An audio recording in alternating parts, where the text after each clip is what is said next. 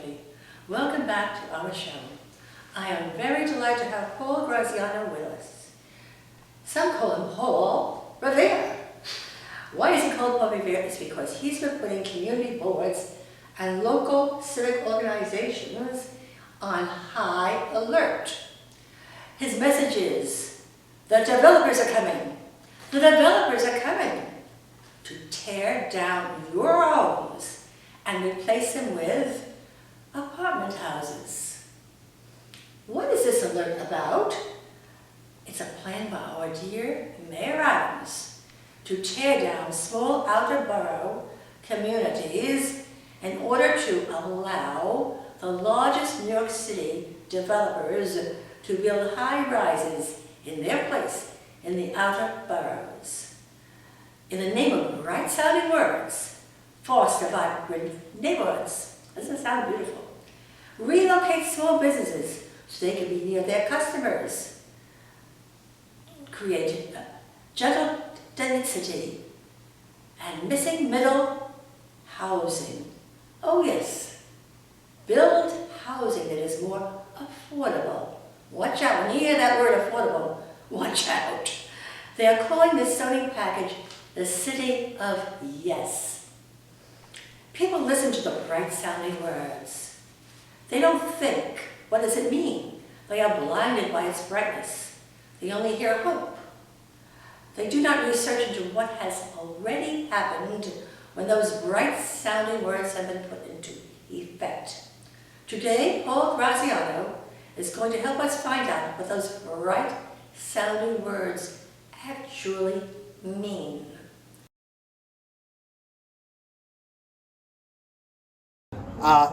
I'll give you a brief statement.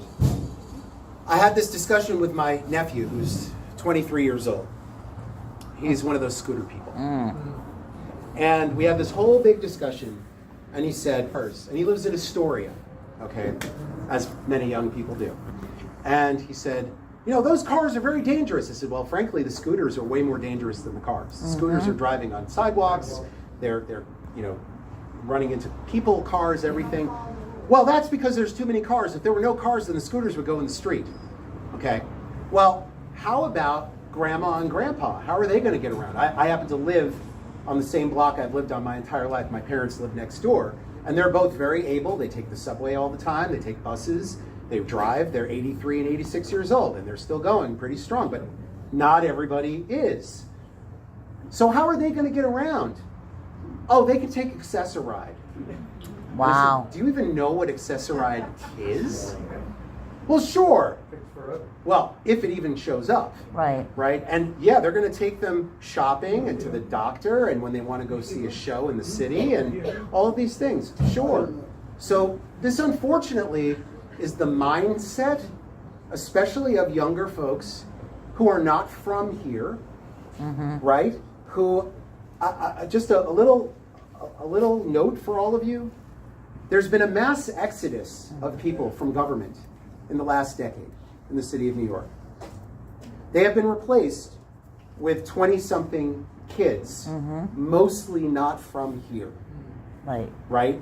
So they're kids who grew up in an affluent location, somewhere in Iowa or Minneapolis or wherever they're from.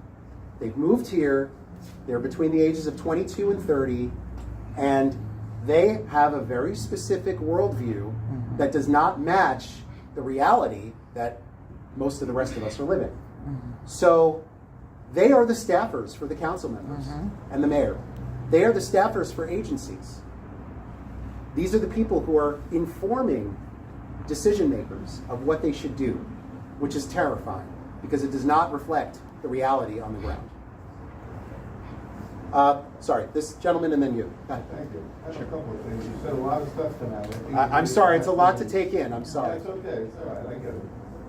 So, I want to get to that last example you gave about a town. Yeah. Okay. I want to get to that. But you mentioned that the population hasn't changed. It went from 7 million to 8 million to 8 whatever. No, it went from 8 to 7. Okay. Up to 8, up to 8.8, and down to 8.2.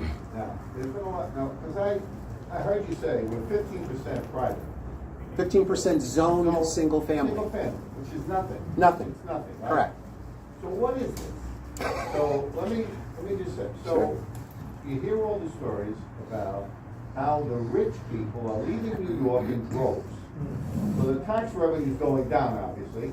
So this looks like we need massive people to make up for that tax revenue. All this extra density, as you call it, which is preposterous, right?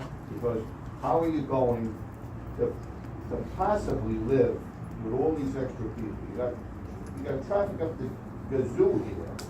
Now you're gonna have all this extra density. Please. Sounds like they need money. That's what this is all about. It's always about money. Okay, part of it. Okay, Part of it.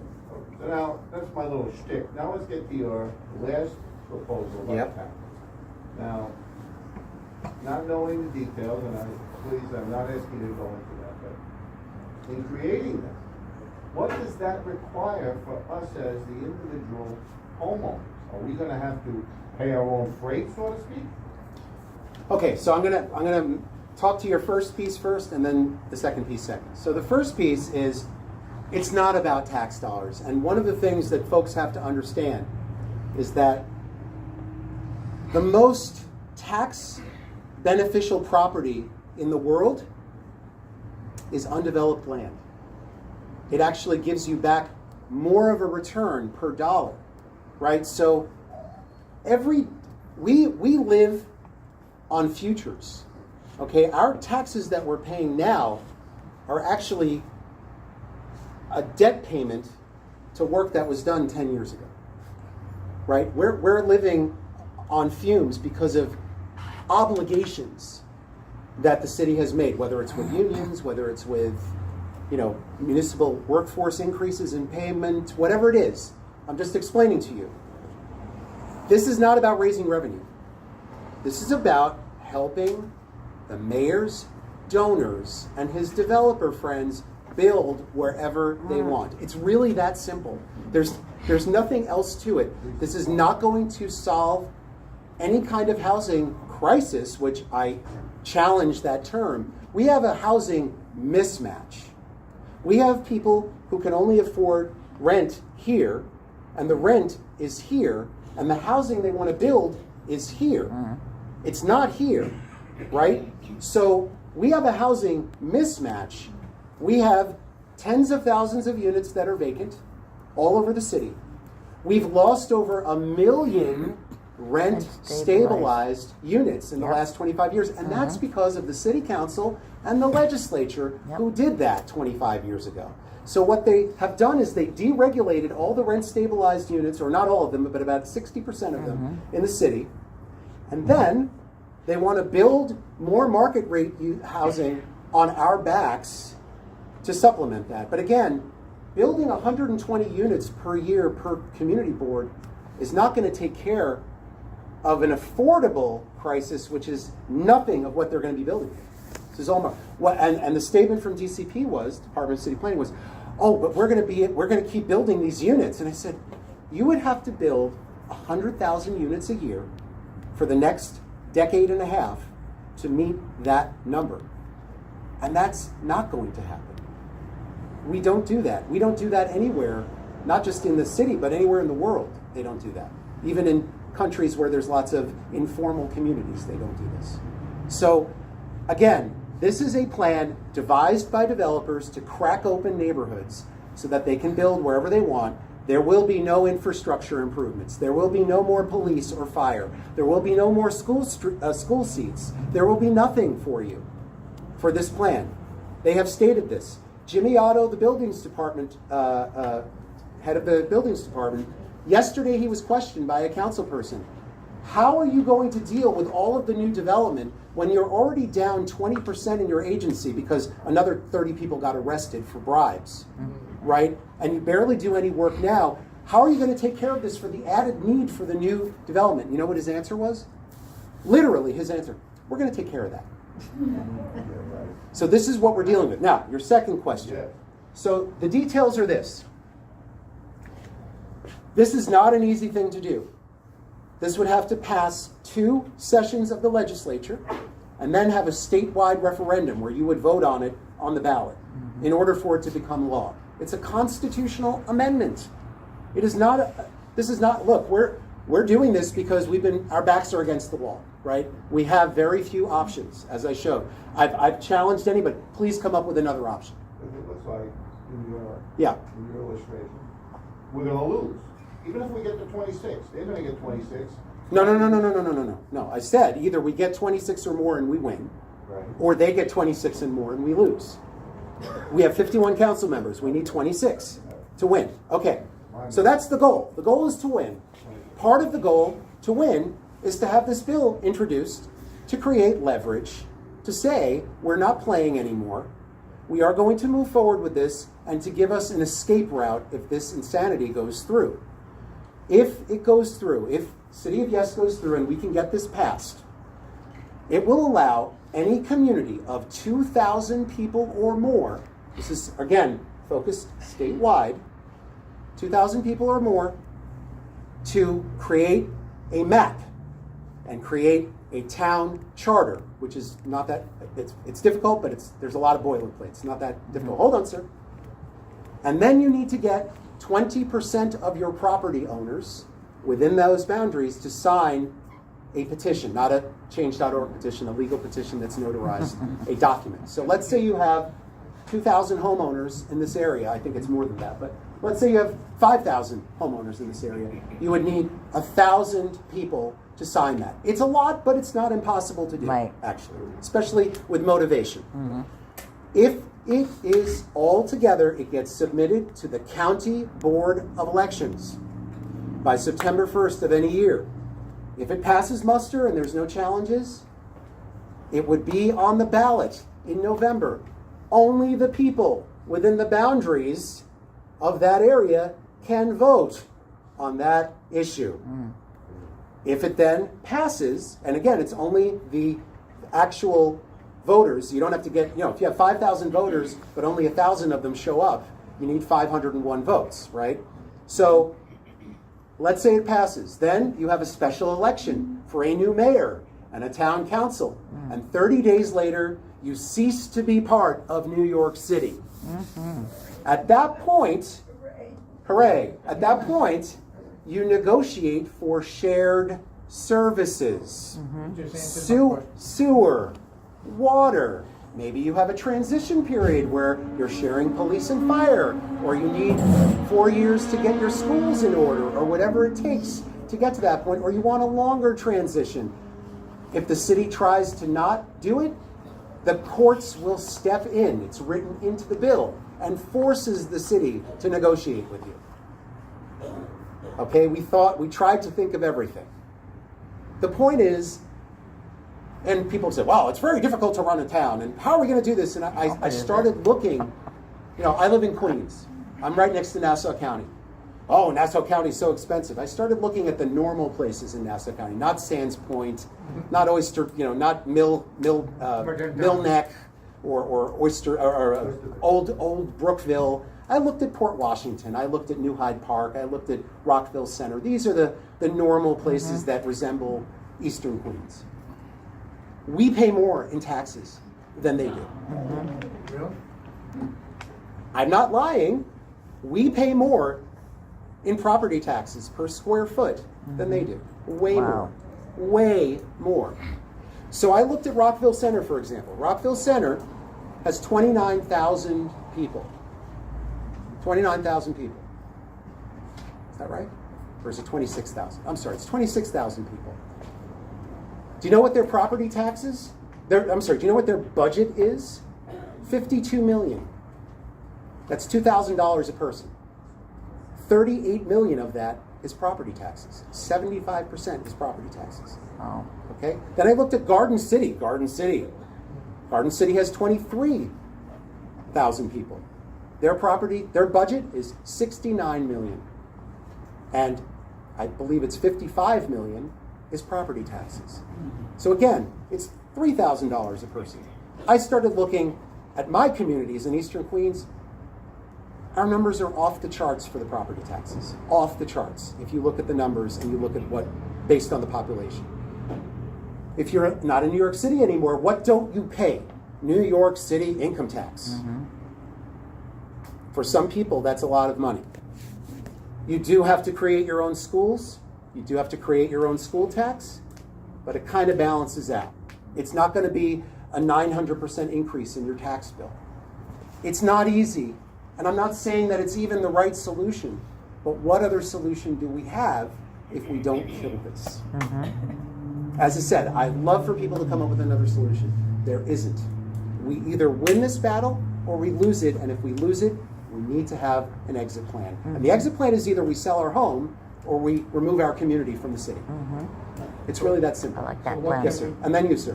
What can we do to try and fight this and get it defeated? What would be So- your suggestion? There's two things. One is try to get as many of your state elected officials to co-sponsor this bill at the state level. They are all running for re-election right now, all of them. Every state senator and assembly person is running for re-election. You want them to do your bidding so that you're going to vote for them? Bring it to them. That's for the assembly and the Senate. For the council, this whole thing, the commercial piece of this, they were going to vote on this next week. Because of all the work that myself and some other folks are doing on this, it's been delayed, which is great. It means that they're getting a lot of pushback. That's good news. The housing piece is going to be voted on by the council by November. Why by November? Because the mayor certified this 2 weeks ago, while they haven't even voted for the economic piece, because he wants this voted on before November, so he can then announce that he is the Jesus Savior of New York City, and I have passed the city of yes with my 24% approval rating, and vote for me for next year. This is on a political timetable, not a reality timetable. So you have to make sure that all the people who are running for office, that are council members, know that if they vote for this, you're going to take them down. Now, I know for a fact your council person is against this. That's correct. So that's not an issue, but you should be putting pressure on other council members and letting people know in other districts what's going on. Okay, in addition, we are having a city-wide rally Friday the 31st in City Hall Park. Now, we are doing it there because they will not give us a permit for City Hall. Big surprise. But the park is right next to, if you know where City Hall is, it's literally next to City Hall. So we're going to do that 11 a.m. Friday the 31st, 2 weeks from tomorrow, 11 a.m. Anybody who can make it, please come. We will be sending the flyer to you. Okay, great. Tomorrow. We should have it done. That's going to give time to get it out. We understand people work. We know that. But whoever can make it, please come. We are expecting hundreds, perhaps thousands of people to be showing up to this from all over the city. Just as an important information piece, Cambria Heights, Queens, anybody familiar with it? Okay, it's a beautiful neighborhood on the Nassau County border. It is Southeast Queens is the bastion of the black middle class in the United States. Forget about New York City, okay? And they are seriously pissed off that for the fourth year in a row, their government is trying to destroy their single-family homes that they had to work 5 times harder to get than anybody else. So in Cambria Heights, 2 women out of the blue hit over 2,000 houses in 3 days with a flyer, and 2 weeks ago, 950 people showed up at the Cambria Heights Library for my presentation. And they're the ones who then called me 2 days ago and said, we're having a rally on the 31st of May. And I said, yes, boss. Because if they can motivate people to turn out like that in a 5-day turnaround, they're going to motivate people to come. A lot of folks from Southeast Queens are going to be there. I was in Staten Island last night. Over 270 people were at that meeting. Last week, Forest Hills, over 200 people. There's about 100 people here tonight on short notice.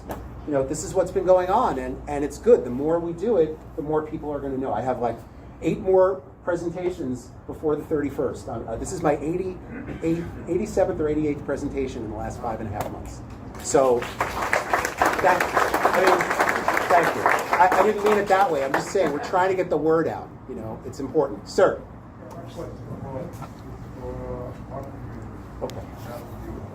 Sure. What are we gonna do? Very good.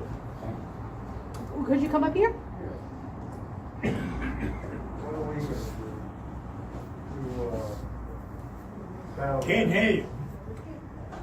What are we gonna do to battle against this community right here? That's why he wants right now. What are we gonna do, Paul? What are we gonna do to battle? Well, listen, so the first thing, I understand, sir, but the first thing that I've said, we are already meeting with a coalition in the Bronx. So we have a thing in Queens called the Queens Civic Congress. It's been around for about 30 plus years. It's got about 80 organizations. I've been involved in it for decades. We were the only one in the whole city. In the last 6 months, there's now the Bronx Coalition Against Overdevelopment. There's the Brooklyn Joint Community Council of Southeast and Southern Brooklyn, and Staten Island Civics United. This is all in the last 6 months. So we now have about, and I'm saying you have about 30 or 40 organizations in the Bronx. There's another 30 or 40 in Brooklyn. There's 30 in Staten Island. We have 80 in the Queens Civic Congress, another 15 in the Eastern Queens Alliance, and a number of other groups that are not in them but are allied with us. We have somewhere between 180 and 200 organizations working together. This is a city-wide effort. We were talking about doing rallies in the Bronx, rallies in Queens, rallies in Brooklyn, rallies in Staten Island, and then Alicia called me up and said, oh, no, we're going to go to City Hall. And I said, I defer to the boss. So we're going to start with that. This is not going to be over on May 31st. Understand. But we're going to have to do this starting again after the summer. We're going to have to do this in the fall until this is dead. So we're going to have plenty of opportunities after May 31st to keep up the agitation until this is over. That's the way that I would promote it. Let me get someone else for something. Go ahead, sir. First of all, I just wanted to thank you for your presentation. I learned Yes. a lot. I've lived in the South Bronx my whole life, so I'm used to having a huge population density around me. But I do understand the importance of single-family zoning. I think it's important. I think it's a shame that they're trying to destroy it. Well, here would be two-family, but yes, this lower. Let's call it lower density zoning. Yes. My question is, do you know what the general feeling around the city council is right now? Is it 51? Like, are the majority ready to just throw their yes behind this, or are they more lukewarm about it and they just want to gauge what the population believes? So we are living in a city, not a city of yes, but a city of mess. And I can say politically, so what I always say, well, how many votes do we have? And I always say the number 18. So that's what we have. Now, what, we only need 8 more. My response is, well, we need like 8 more plus another 10, because we'll get 26 and then it'll erode to 25 or 24, 23, and we need more than that, right? That's number one. Number two, a lot of this decision making or pressure is coming from very specific elected officials. Okay, but besides the mayor, the mayor is doing this for his own personal journey, let's call it. But there are people like Brian Kavanaugh and Harvey Epstein in Manhattan who represent the financial district and the Lower East Side. They're the ones who are trying to push accessory dwelling units across our communities. Not the people who represent here, for the most part. Okay, most of the elected officials in our communities represent what we want, right? So why are these folks trying to get things passed that aren't going to affect their own districts? You see what I'm saying? It's because they have an agenda that I don't know if it's money. I don't think it's money in certain cases. Some of it's ideology. There's ideology for sure. There's money. And there's people who actually believe they're doing it for the right reason, whatever that reason might be. I think it's very misguided. I think that you can't, we are a giant, complicated place. We are not like any other place in the United States, right? To focus on, for example, let me give you a great example. Let's talk about the Metro North. I think let's briefly segue. Okay, so this Metro North proposal is a monster. It is going to be a game changer if this thing gets approved at its current levels. There's room for density, but the density they want to put there is going to be explosive. Yeah, it's crazy. Okay, so again, is it to promote livability of a community? Is it to promote housing for people who need it? Or is it to promote development for people to make money? Right? And that's really what development proposals are about. I've said over and over again, Bloomberg was a very imperfect mayor. But in a lot of ways, especially with this stuff, he was probably the best mayor in 50 years. Why? He actually negotiated and worked with communities. Not every community, but he did this. You know, one of the big fallacies that is constantly said, and this is part of the disinformation that comes from this administration, the de Blasio administration, and particularly a woman named Vicki Bean. Look her up, Vicki Bean. She runs the NYU Furman Center for Real Estate. She also was the deputy mayor for housing under the de Blasio administration. She is now one of the people deciding where the casinos are going to go on the Casino State Board. This is Speak Up. This is Sandra Shelby. Till next time, goodbye.